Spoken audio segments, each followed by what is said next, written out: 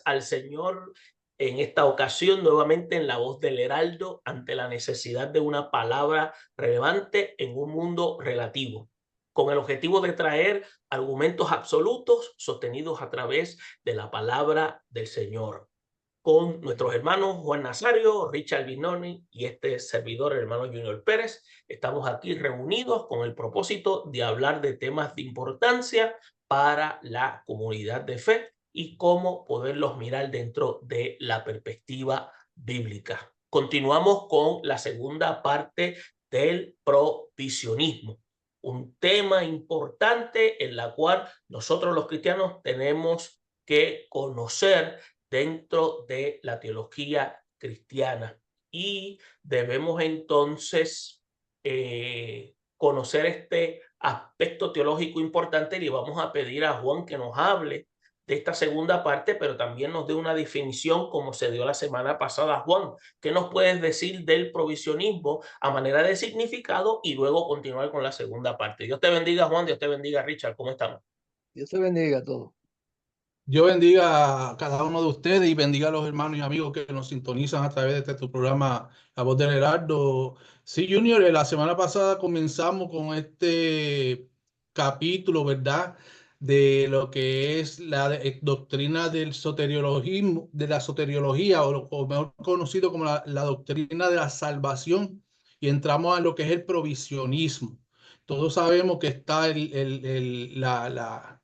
la doctrina calvinista, está la doctrina arminianista y ahora está esta nueva doctrina que no es muy nueva que digamos tampoco, en el hecho de que siempre ha estado en la Biblia, que se llama provisionismo. Y esta es la postura soteriológica de que Dios ama y provee para todo el mundo. La semana pasada habíamos dado una introducción sobre la bibliografía de su autor, que es el doctor Leighton Flowers. Entonces habíamos entrado inmediatamente después de eso a lo que es el acrónimo que tiene la doctrina que se llama Provide en inglés. Y empezamos hablando con la letra P, que hace referencia al pecado y es lo que separa a todo el mundo de la comunión de Dios. Y habíamos entrado después a la R, que es la responsabilidad que tiene el hombre cuando llega a una edad madura en la que puede diferenciar entre el bien y el mal. Y la razón por la que somos responsables es porque tenemos un libre albedrío. Estuvimos hablando de eso. Entonces nos quedamos a mitad y en esta parte pues tenemos que decir que lo mismo lo vemos en el Nuevo Testamento, por ejemplo en los Hechos 17. Vemos al apóstol Pablo debatiendo con algunos filósofos griegos y paganos y diciendo que Dios manda a todo hombre en todo lugar a que se arrepienta, lo cual no tiene sentido, oiga bien, si no tiene el libre albedrío para hacerlo. Por eso en Hebreos 3:15 dice, también dice, entre tanto que se dice, si oyereis hoy su voz, no endurezcáis vuestros corazones como en la provocación. O sea que Dios los llama, les extiende la mano para hacerles una oferta llamada gracia. Pero el hombre decide rechazar la mano extendida, lo cual suena a resistencia. Un ejemplo bíblico de esto lo vemos cuando Cristo reprende a los fariseos diciendo en Juan 5:40, y no queréis venir a mí para que tengáis vida. Esto sería una acusación injusta impuesta a aquellos que no podían venir a menos que Dios lo causara. Además, aquí Jesús tampoco dijo que Él no quiere que ellos vengan a Él para que tengan vida eterna, sino que ellos son los que no quieren venir a Jesús para tener vida eterna. Pero los pasajes no solo eso, dicen que en Mateo 23:37, Jesús dijo, Jerusalén, Jerusalén, que matas a los profetas y apedreas a los que son enviados. ¿Cuántas veces quise juntar a tus hijos para que la gallina junta sus polluelos debajo de sus alas y no quisiste?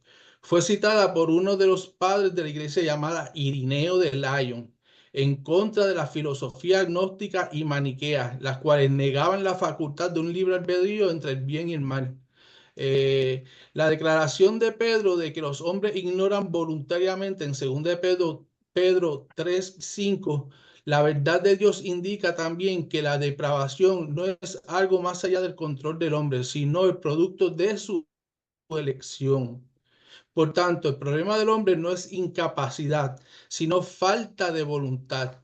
El malo, por la altivez de su rostro, no busca a Dios. Salmo 10:4. Que Dios le diga a Israel, venid ahora y razonemos, dice el Señor, si queréis y oyereis, si no quisieres, fueres rebelde. Eso está en Isaías 1:18-20. Lo que indica otra vez que se puede razonar, persuadir y convencer al hombre inconverso, como hicieron los apóstoles en Hechos con los judíos y gentiles, y que éste puede elegir por un acto de voluntad obedecer o desobedecer a Dios. El mismo Jesús confirma en esto en Juan 7:17 al decir, el que quiera hacer la voluntad de Dios conocerá si la doctrina es de Dios o si yo hablo por mi propia cuenta. Estos pasajes, al igual que muchos otros, no tendrían sentido si el hombre no tiene la facultad de elección y entender las cosas espirituales de Dios. Así que la única explicación razonable del por qué en estos versículos se manda al hombre a creer y escoger a Dios es porque esa opción y porque tiene porque tiene esa opción y porque tiene el libre albedrío de hacerlo. Eso se encuentra en Juan 7:37, 20:31, Hechos 16:31 y Apocalipsis 22:17. Además, si no vamos a la historia, encontraremos que los tiempos bíblicos, los judíos creían en el libre albedrío, como lo demuestra en el Antiguo Testamento y la antigua literatura rabínica, como el Torá y el Talmud, mientras que los paganos, como muchos de los griegos y muchos de los filósofos griegos, creían que el cuerpo era tan malo, corrupto y depravado que no tenía libre albedrío. Por cierto, y por algo Pablo advierte que nadie os engañe por medio de filosofía y huecas sutilezas y no según Cristo. Colosenses 2:8. Mientras que en la historia de la iglesia, la cual no empezó en el siglo XVI con la Reforma Protestante, sino con la iglesia primitiva, encontramos que también creía en el libre albedrío, como la demuestra el Nuevo Testamento y la patrística. Pues una vez vemos esto, hermanos, sabemos que aquí Dios está dando una razón más para entender que nosotros tenemos que responder a ese llamado, ¿verdad? Que Dios nos ha hecho a través de su gracia para aceptar o para rechazar la vida eterna. ¿Algún comentario hasta ahora? ¿Tienes algo que añadir en cuanto a este tema tan interesante, en cuanto a lo que el provisionismo, pues, trata? Porque entendemos que pues, el provisionismo trata de lo que podríamos decir posicionar alternativas tanto del calvinismo como el arminianismo, en la cual enfatiza de que Dios proporciona lo que se llama la capacidad y los medios necesarios para que las personas puedan responder a la oferta de la salvación. ¿Tú tienes algo que podrías señalar en cuanto a ello? Perdóname, ¿en cuanto a qué? A ello. Le pregunté a Richard. Ok. Sí, porque acuérdate que tanto el calvinismo como el arminianismo había indicado, vuelvo y repito, tratan de enfatizar de que Dios proporciona capacidad y medios necesarios para que las personas respondan a la oferta de salvación. Entonces, le pregunto a Richard si él tiene algo que comentar en cuanto a lo que el provisionismo provee dentro de su postura teológica. Pues fíjate que yo he notado que tanto el calvinismo como el arminianismo tienen algo en común, que los dos afirman que se requiere de la ayuda de Dios para que la persona se acerque a Cristo. Tanto Arminio como Calvino afirman que la gracia de Dios tiene que ayudar al hombre para que se acerque a Dios. Pero sin embargo, he notado que en el provisionismo no es así. El provisionismo afirma que sin la ayuda interna de la gracia de Dios, el hombre puede acercarse a Dios. O sea que por su propia cuenta. Y eso como que me da a entender a mí que eso es ya un paso más cerca a Pelagio, porque Pelagio en el siglo IV afirmaba precisamente que el hombre tenía la capacidad para acercarse a Dios sin la ayuda divina, o sea, sin la gracia, sin la ayuda divina, que por su propia cuenta. Y eso yo lo encuentro un poquito contradictorio con lo que dice el apóstol Pablo, ¿verdad? En Romanos 8:7, que por cuanto los designios de la carne son enemistad contra Dios, porque no se sujeta a la ley de Dios ni tampoco puede. Y por lo tanto, que yo veo que el provisionismo está afirmando que la caída no afectó al hombre en ninguna manera, porque puede escoger el bien y el mal, pero ¿por qué? Me pregunto, ¿por qué si la persona tiene la capacidad, según el provisionismo, de escoger y tiene la responsabilidad de escoger, por qué hay gente que escoge lo malo? O sea, si escoge lo malo, pues quiere decir que no está claramente en su mente lo que Dios le está ofreciendo, que es el plan de salvación, mientras que hay otras personas que aparentemente entienden el mensaje y lo aceptan. O sea, que aquí estamos viendo como un contraste, un contraste. Hay personas que reciben el mensaje porque lo entendieron y otros no lo entendieron, por lo tanto no lo reciben.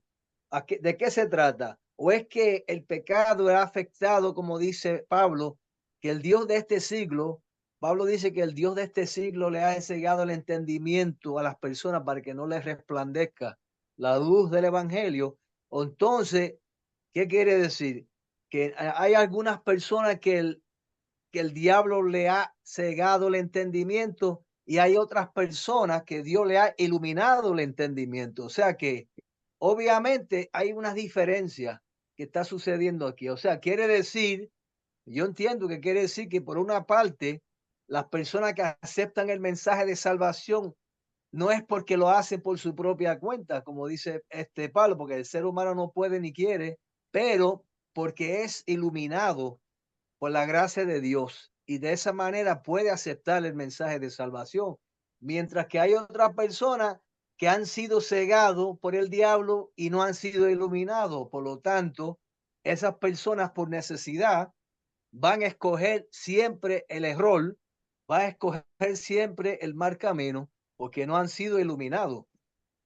Y eso es lo que yo puedo ver claramente en esas diferencias ahí, y por lo menos ese es un punto. O sea que según el provisionismo se puede resistir la gracia. Según el provisionismo, la depravación del hombre no es tan malo. O sea que el hombre, en otras palabras, no le afectó el razonamiento. Y, y que la expiación se extiende a todo el mundo. O sea que todo el mundo está al alcance de recibir la salvación, pero sin embargo no sucede así.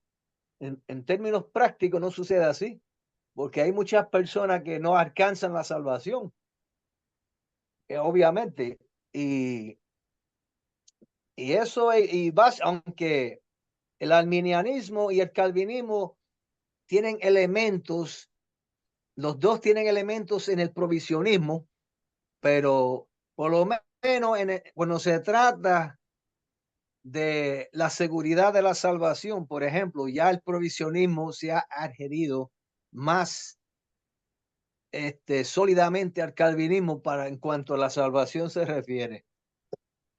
Pero sin embargo, en las demás cosas está como un poco hacia el arminianismo, pero veo que se inclina aún más hacia el pelagianismo, que como dije anteriormente, que Pelagio afirmaba que el ser humano podía por su propia cuenta decidir a escoger a Dios si quería, sin la ayuda divina. Pero sin embargo, Arminio, por lo menos con Arminio yo estoy de acuerdo con él en eso, que el ser humano necesita la asistencia divina para poder venir a Dios y aceptar a Cristo como Señor y Salvador. Juan, algo que quieras mencionar en cuanto a lo que está señalando Richard. Bueno, si vamos a mencionar que suena a pelagianismo, hay que ver que también la parte del calvinismo suena a maniqueísmo, porque ellos negaban el libre albedrío desde su principio. Entonces nosotros tenemos que entender que en 2 Pedro 3:5 dice que los hombres ignoran voluntariamente. O sea, no es que ellos o nosotros los hombres se nos ha impuesto el negar a Dios o a Jesucristo como nuestro único Salvador, sino que hay un respeto, por decir así, de parte de Dios hacia el hombre, elegir entre el bien y el mal, porque la verdad de Dios indica también que la depravación no es algo más allá del control del hombre, sino el producto de su elección. Por lo tanto, el problema del hombre no es la incapacidad que éste pueda tener, sino la falta de voluntad. Venid ahora, dice el Señor, y razonemos. Dice el Señor, si quisieres y oyeres, si no quisieres, fuereis rebelde. Isaías 1:18 dice eso. Lo que indica una vez más que se puede razonar, se puede persuadir, se puede convencer a los hombres inconversos, como hicieron los apóstoles en los hechos, como los judíos y gentiles, y que pueden elegir por un acto de su voluntad obedecer o desobedecer a Dios. Eso significa, en otras palabras, que nosotros tenemos un libre albedrío y está establecido en la palabra. Ahora, si nosotros vamos a etiquetarnos, pues hay que etiquetarnos de esa forma, ¿no? Para que podamos entender que tanto una doctrina como la otra no son perfectas, del calvinismo como el arminianismo. Estamos viendo a un Leighton Flower que nos trae una fusión de ambas doctrinas teológicas para que pueda uno hacer un examen más claro de lo que nosotros podemos ver dentro del macro, o sea, de la universalidad que tiene la palabra de Dios en relación a la salvación. De otro modo, nosotros pues tendremos que ubicarnos solamente en lo que es arminianismo o ser calvinismo. Claro, al final Leighton Flower observa la porción de que la salvación tiene seguridad, ¿verdad? Eterna. Pero a eso es que queremos llegar, a que nosotros sepamos que hay unos aspectos en los cuales el hombre tiene la responsabilidad, y al final, cuando eso sea una elección correcta de parte del hombre, va a tener la seguridad eterna. Ok. Fíjate, y esto demuestra tanto lo que acaba de mencionar Juan como lo que acaba de mencionar Richard. Unos aspectos importantes, porque estamos viendo que por una parte el hombre es incapaz de acercarse a Dios, y por otra parte se menciona de que el hombre tiene libre albedrío. Entonces, yo considero que estamos viendo dos posturas teológicas. Algunos, dentro de esas posturas teológicas, estamos mencionando también de que la expiación y que puede ser ilimitada, como que otros también sostienen que la expiación puede ser ilimitada. Ahora, yo me voy a remitir no a las posturas, porque eso es lo que son, posturas teológicas. Y esa es la diferencia entre lo que es la postura teológica versus lo que es la declaración bíblica.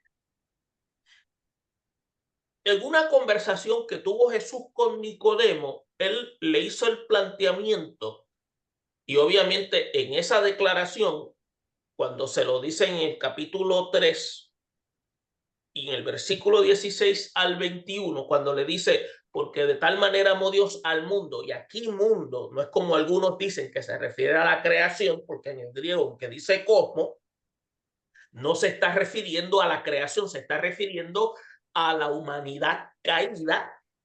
Dice que se ha dado a su Hijo unigénito para que todo aquel que cree no se pierda, para que tenga vida eterna. Pero en el versículo, mira lo que dice, para que todo aquel que en él cree, y esto es importante, después dice, porque no envió Dios al mundo para condenar al mundo, entiéndase humanidad caída, sino para que el mundo sea salvo por él. Entonces el 18 viene y te dice, el que en él cree no es condenado, pero el que no cree ya ha sido condenado, porque no ha creído en el nombre unigénito de Dios. Y esto es importante, porque después dice, y esta es la condenación, que la luz, Cristo, vino al mundo y los hombres amaron más las tinieblas que la luz, porque sus obras eran malas, porque todo aquel que hace lo malo aborrece la luz y viene a la luz para que sus obras sean reprendidas. Entonces, más el que practica la verdad viene a la luz. ¿A qué me estoy refiriendo con esto? La Biblia es bien categórica cuando da a conocer un aspecto interesante. El Evangelio presenta un aspecto determinante y es la determinación de Dios a través del Evangelio llamando a los individuos para que ellos respondan a su llamado. La fe aquí no está como un don que Dios imparte, es una herramienta para que el hombre pueda responder a ese llamado. Segundo, se le pide que crea, y entonces ahí es donde entra el aspecto de que se iluminan a unos y a otros no, entonces sería gracia para uno y desgracia para otros. Ese es el problema que yo tengo con las posturas calvinistas. Entonces, en el arminianismo habla de una gracia previniente, o sea, que la gracia previniente está por un periodo de tiempo, pero si tú la rechazas, esa gracia se va. Pero la Biblia me habla a mí de una gracia abundante. La pregunta que debemos plantearnos es, ¿cuál es la postura bíblica? La postura bíblica es la siguiente: Dios ha establecido un acercamiento directo hacia el hombre y al hombre le ha proporcionado unas capacidades para que él pueda tomar una determinación. Que el hombre se inclina hacia el mal es parte de una naturaleza caída, pero también tiene una porción de esa naturaleza donde también hace el bien y tiene capacidad cognitiva para hacerlo en lo bueno. El evangelio lo confronta a su realidad existencial y lo lleva también a reconocer mediante la reflexión y la introspección cuáles son sus situaciones. Ahí es que él decide. Por eso es que tanto la postura calvinista, aunque tiene muy buenos elementos teológicos, siempre he señalado que son posturas incompletas. Por lo menos reconozco que no hay tal cosa. El único expiación incompleta que aparece en la Biblia es la del Antiguo Testamento, porque solamente se podía hacer mediante un sacrificio de animal. Se convierte en ilimitada cuando Cristo entonces la lleva a cabo como sacrificio perfecto. Cristo no falla al hacer el sacrificio si una persona rechaza su obra sacrificial. ¿Por qué? Porque nunca él ha fallado en hacer su obra. Los que fallamos somos nosotros porque la oferta se nos ofreció y ahora, como diríamos por ahí en el buen sentido de la palabra, la bola está en nuestra cancha. Yo determino aceptar la salvación o no. Mi decisión en el libre albedrío no afecta la voluntad, la soberanía de Dios para nada. No la afecta para nada. El provisionismo tiene cosas excelentes, pero también tiene un contenido que puede ser de carácter incompleto. Por eso, cuando hay algo que choca tenemos que entonces remitirnos a la palabra. ¿Por qué? Porque algunos pueden afirmar de que el provisionismo puede tener eso que menciona Richard, que puede tener una ambigüedad con la doctrina de la gracia previniente, puede tener también una minimización del pecado y de la depravación total, pero el ser humano está depravado, pero esa depravación total no lo limita a que pueda reconocer su estado de depravación. Lo que sucede es que la postura del calvinismo piensa que él está muerto y no le permite ni siquiera respirar, que eso es un absurdo. El provisionismo sí le permite, mediante el evangelio, reconocer su condición de pecado. Entonces, a nuestros hermanos oyentes es bueno que ustedes conozcan las posturas, porque las posturas ustedes pueden ver qué es lo que pensaban Leighton Flowers, qué es lo que pensaba Calvino, qué es lo que pensaba Arminio. Ahora la pregunta es, ¿cuál es la posición de Dios?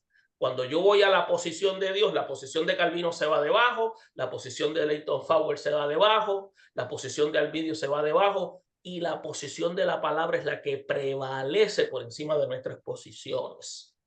Yo estoy viendo a un Dios que a través de la parábola del hijo pródigo, de los hijos pródigos, estoy viendo a un Dios que se para a través de un padre esperando a su hijo que se fue.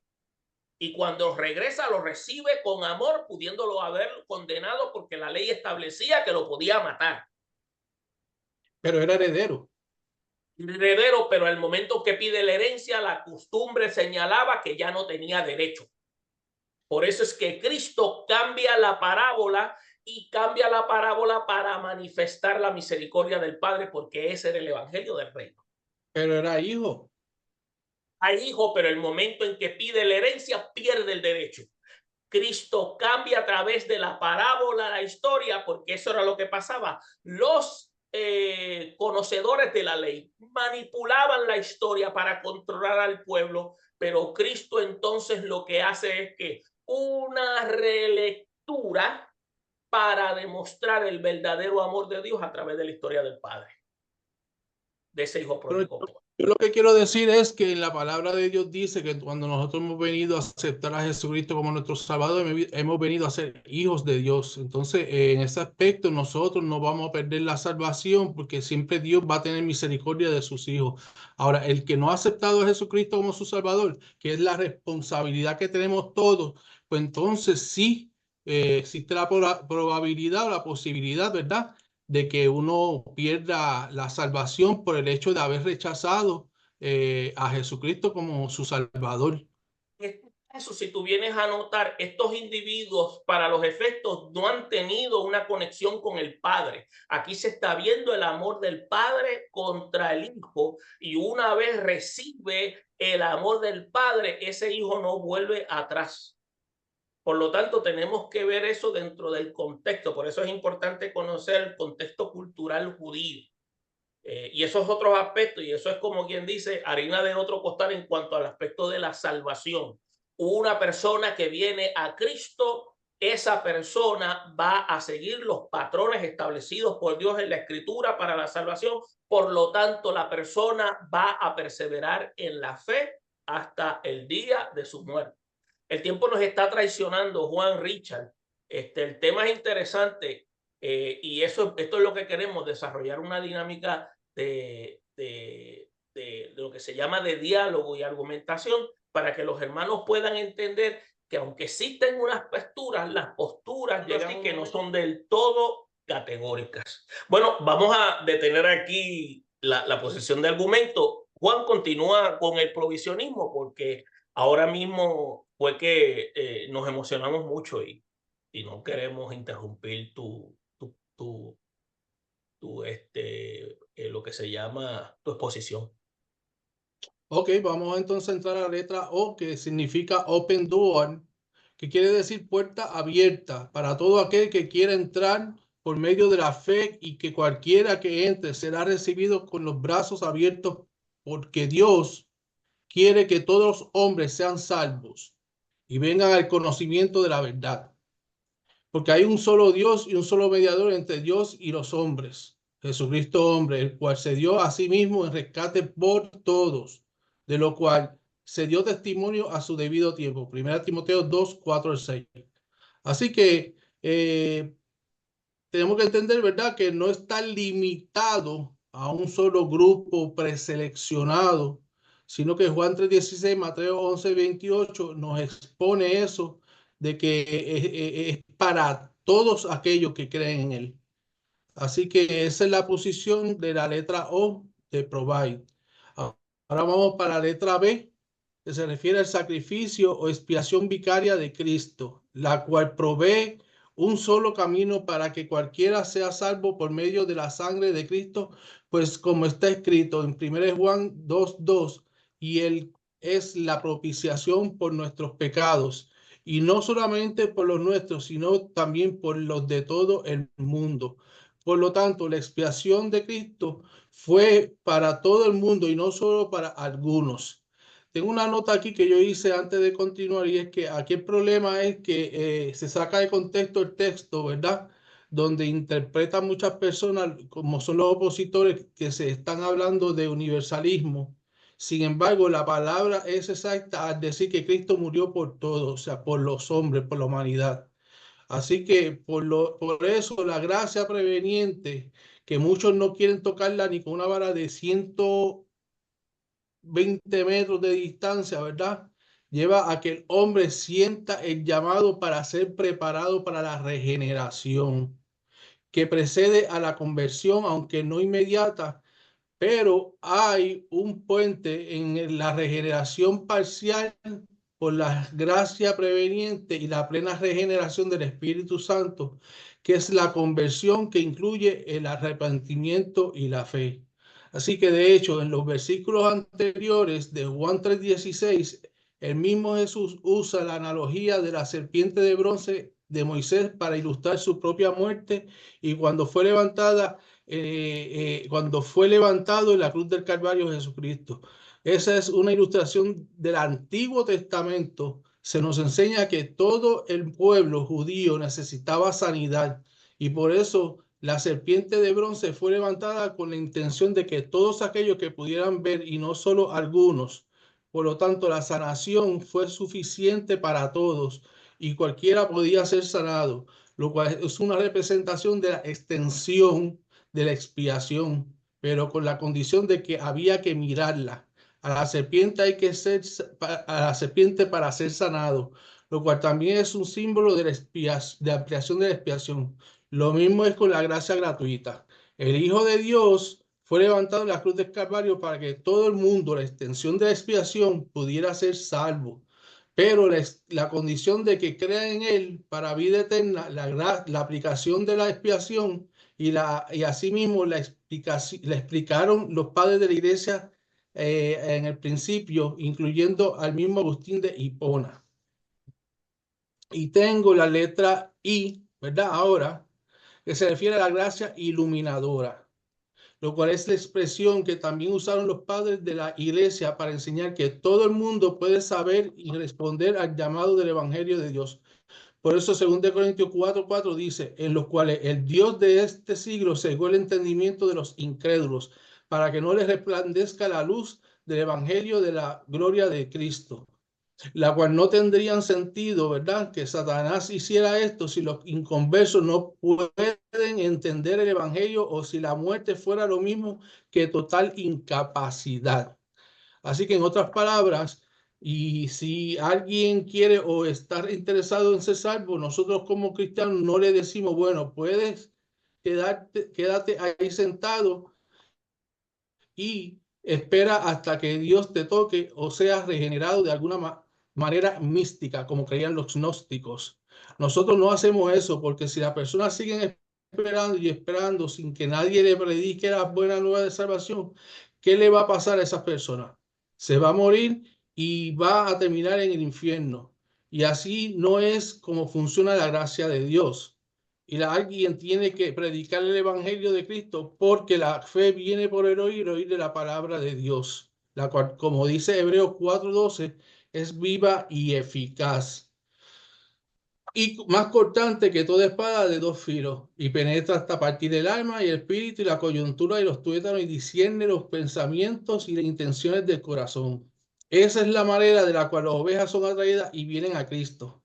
Como dijo el mismo Jesús en Juan 6:45, escrito está en las profetas, y serán todos enseñados por Dios. Así que todo aquel que oyó el Padre y aprendió de él, viene a mí, lo cual es repetido a través de todo el mundo. Por tanto, nadie perece porque nació sin capacidad de entender, de ver y responder al llamado de Dios. ¿Alguna sugerencia, alguna pregunta hasta ahora? Por lo menos yo de mi parte, no sé si Richard tiene algún comentario en cuanto a lo presentado por Juan en estos momentos. Sí, sí, tengo algo que decir. Fíjate que cuando en una ocasión Jesucristo se le presentó Nicodemo de noche, entonces él, ¿verdad? Tenía muchas dudas y muchas preguntas.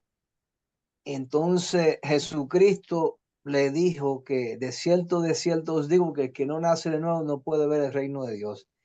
Y Nicodemo, siendo un hombre educado, un hombre letrado, no entendía lo que Jesús quería decir. ¿Y cómo es posible que un hombre mayor, un hombre viejo, entre en el vientre de su madre y nazca de nuevo? O sea, que él no entendía lo que Jesús quería decir. Después viene Jesucristo nuevamente, le dice, de cierto os digo que el que no nace de agua y del espíritu no puede entrar en el reino de Dios.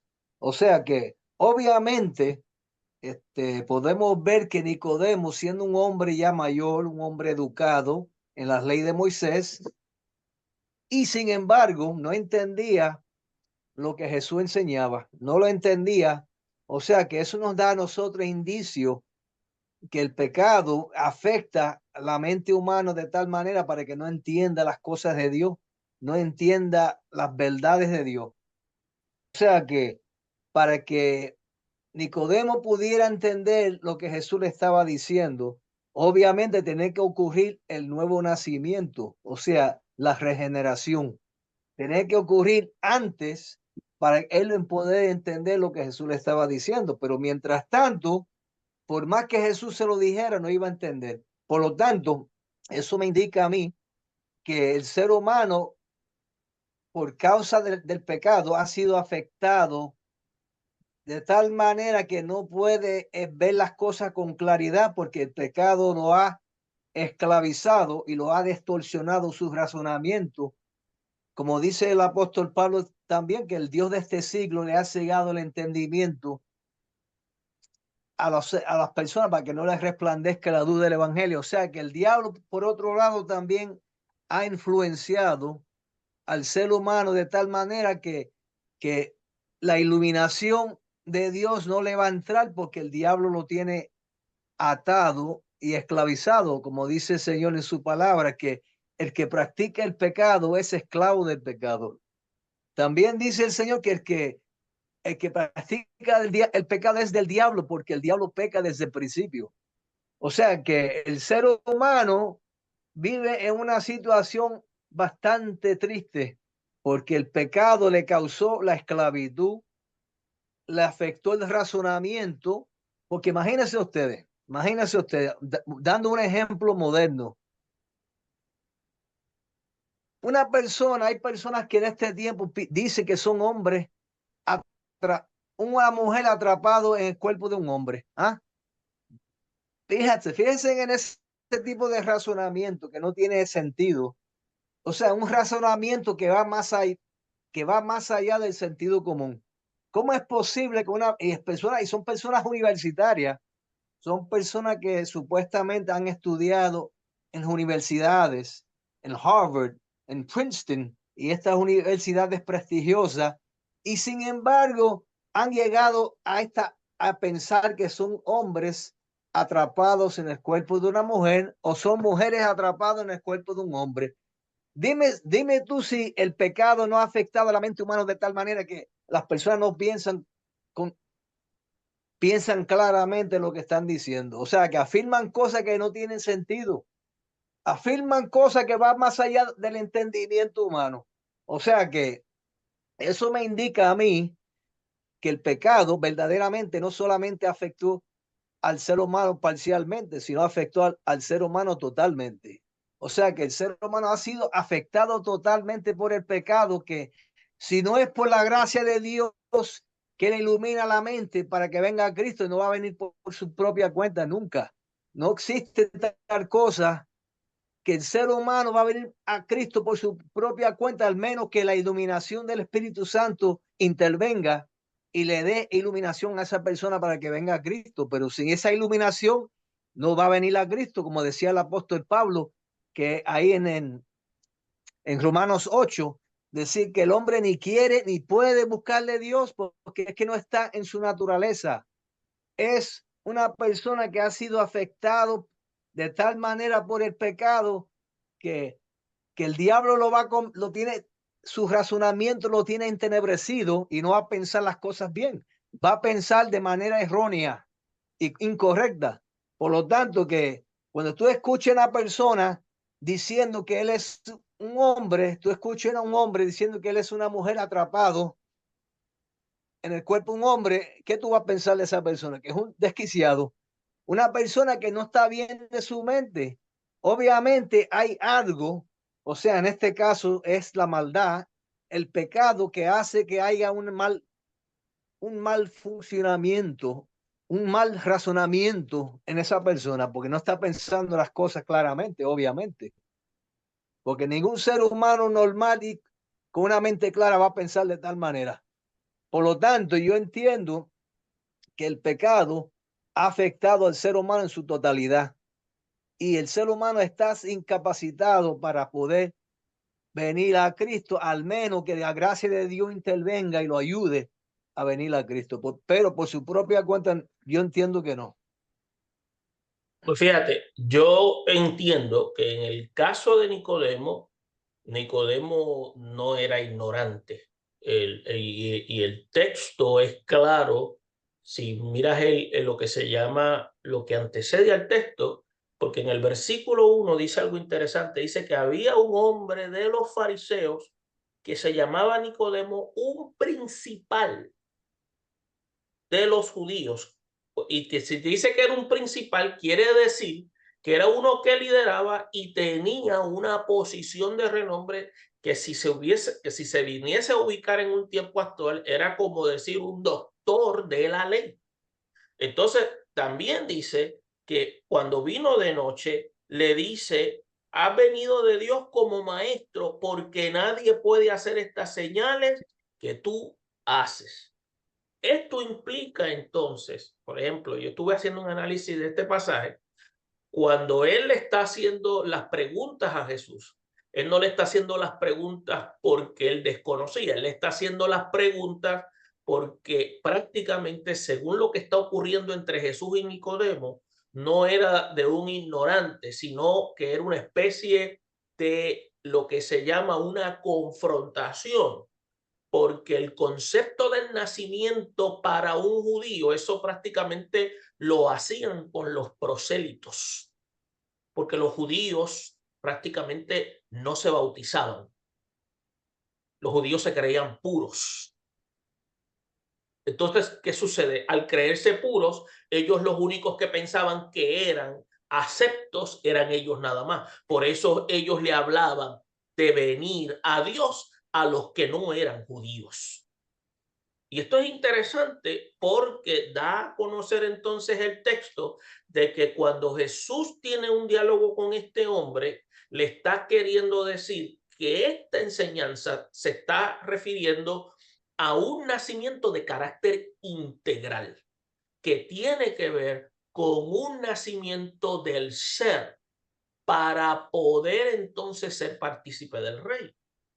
Ahora, cuando hablaste de Romanos, en Romanos el apóstol es bien claro porque él menciona y dice, cuando dice en el versículo 18 del capítulo 1, que la ira de Dios se revela desde el cielo contra toda impiedad, injusticia de los hombres que detienen con injusticia la verdad. Pero entonces dice, porque lo que de Dios se conoce le es manifiesto, pues Dios se lo manifestó, porque las cosas invisibles de él, su eterno poder y deidad, se hacen claramente visibles desde la creación del mundo, siendo entendidas por medio de las cosas hechas, entiéndase la creación, de modo que no tienen excusa. Entonces, esto recalca, dice, que habiendo conocido a Dios, ¿cómo conociendo a Dios? A través de las cosas creadas. ¿Qué implica? Calvino decía que había lo que se llama un sensus divinitis. ¿Qué significa? Los seres humanos tienen un sentido de la divinidad. Richard Calvino decía que había un sensus divinitis. O sea, quiere decir que había un sentido de la divinidad. Implica entonces que el ser humano tiene un concepto de la realidad de un Dios. Ese sentido de la divinidad, el Evangelio lo afirma presentándole la condición de pecado.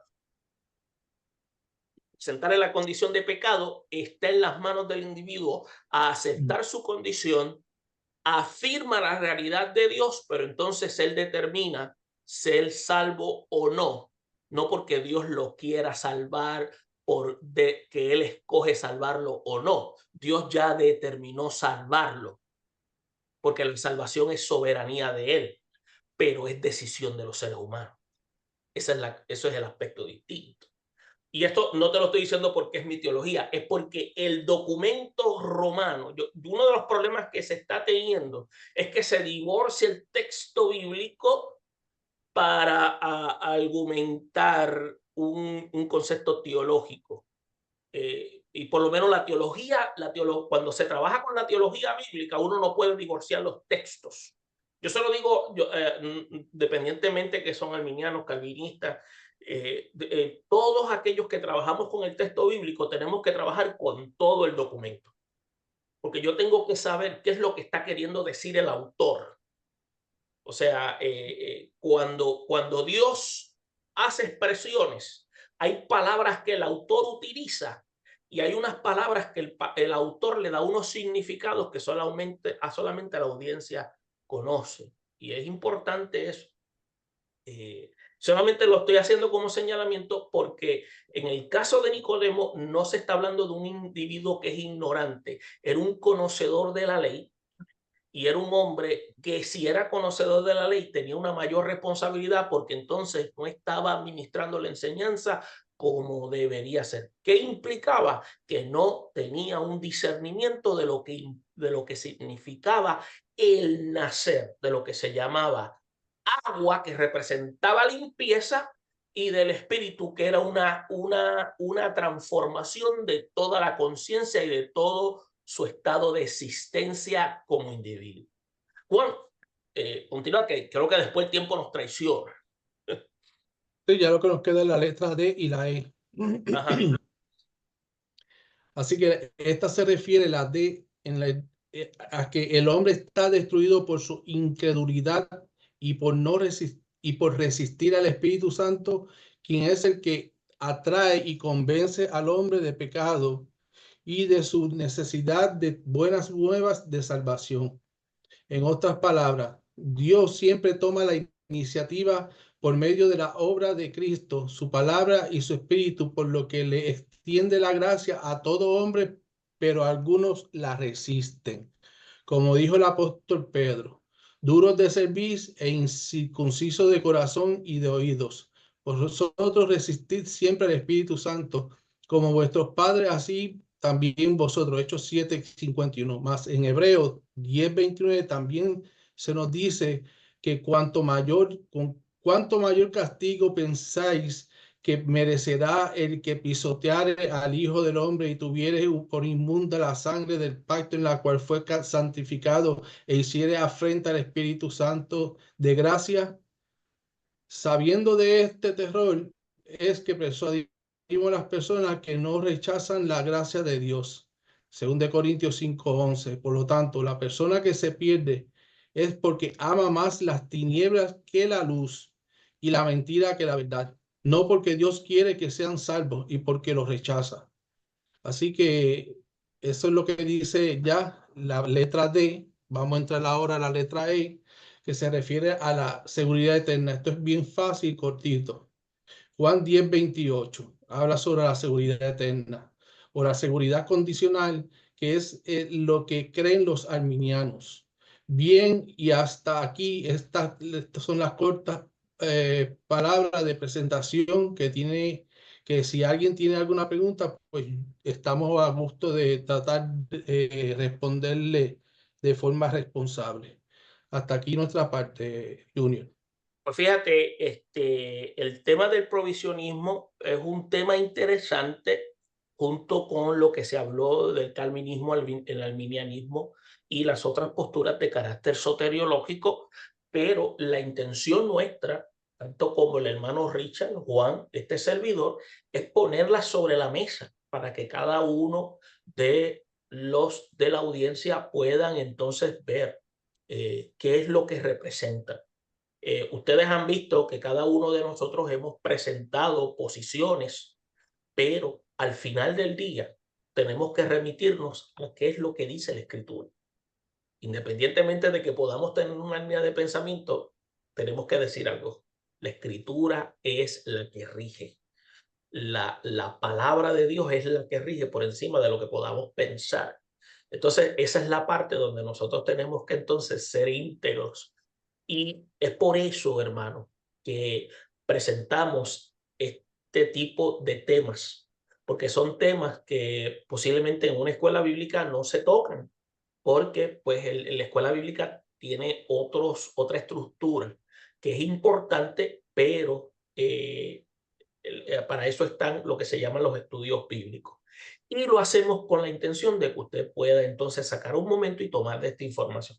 Esperamos que esta que estamos brindándole a ustedes pueda ser de edificación y a la misma vez de carácter informativo.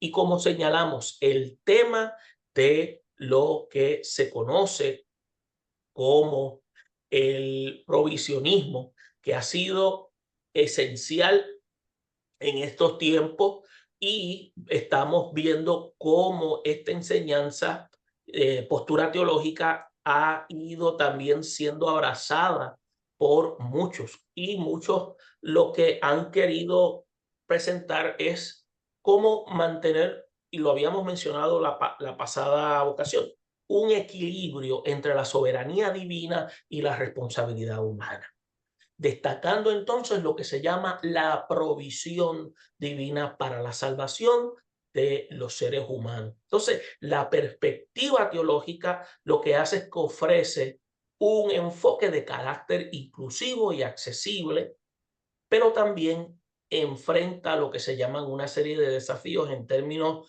de la consistencia doctrinal y el apoyo exegético e histórico. Ahora, como cualquier otro sistema teológico. Y es bien importante que tengamos que considerar tanto sus fortalezas como sus áreas que también están en controversia y cómo se alinean con la comprensión escritural y teológica y personal de cada individuo. Juan, gracias por la información que nos acabas de brindar. Richard, gracias por los puntos que presentaste, porque son puntos que de la manera que tú los presentas, otras personas también los presentan, y es bueno que también sirvan, que sean puestos sobre la mesa, porque ayudan a otros también a presentar argumentos y invitan a los oyentes a que hagan su análisis bíblico. Ha sido un privilegio compartir con cada uno de ustedes. Esperamos conducirnos nuevamente, vernos en otra ocasión en la voz de El Heraldo, ante la necesidad de una palabra relevante en un mundo relativo, con el objetivo de traer argumentos absolutos sostenidos a través de la palabra de Dios. Juan, Richard, bendiciones y gracias. Igualmente, Dios los bendiga a todos. Dios les bendiga. Amén, amén. Amén.